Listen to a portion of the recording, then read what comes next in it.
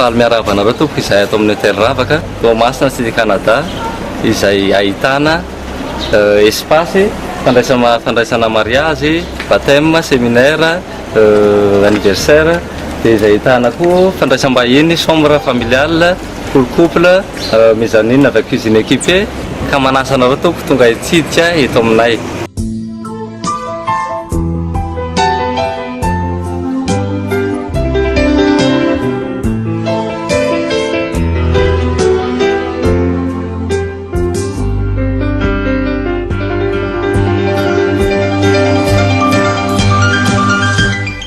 Hôtel Ravaka Toamasina, toerana fandraisam-bahiny, miorina eto an-tampon-tanànan'i Toamasina, tsy lavitra ny ranomasina, amin'ny toerana antsoina hoe Cité Canada. Tonga lafatra amin'ny lafiny rehetra ary dia vonona nandray antsika hivahiny aty amin'ny faritra Atsinanana. Misy efitra manara-penitra maromaro araka izay safidinao eto amin'ny hôtel Ravaka. Bungalow enina, chambre pour couple miisa 10, chambre familiale 7 ary chambre familiale avec cuisine équipée miisa 2.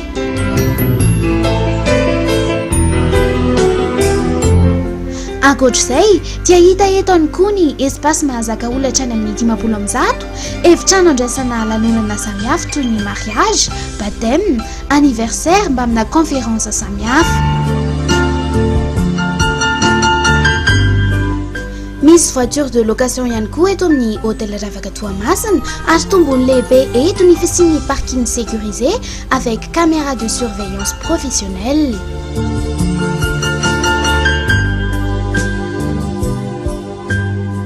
Maro karazana ny efitrano fandraisam-bahiny.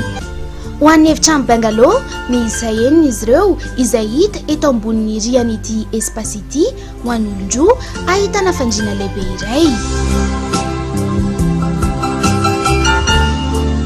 Ho an'ny efitrano double miisa 10 izy ireo eto ahitana fandriana lehibe iray, télévision, wifi, chauffe-eau.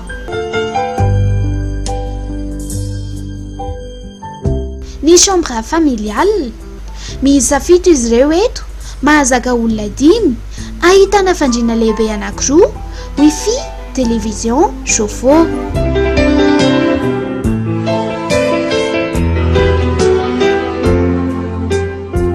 Chambre familiale avec cuisine équipée miisa 2 izy ireo eto ahitana efitrano 2 ambony sy ambany anankiray, misy fandriana lehibe 2, wifi, télévision, chauffe-eau ary mampiavaka azy dia misy toerana ahafahana mahandro ahitana ireo kojakojan-dakozia rehetra miampy fatana gaz sy frigo.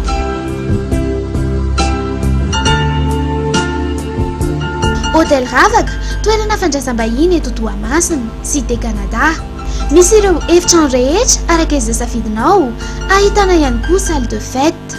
Toerana kanto sy mahafinaritra, rivotra madio. Milamina tsara ny sécurité. Koa miandry anao azy ny hôtel Ravaka Toamasina. Téléphone 034 48 584 73, 033 70 678 45, 032 45 587 91.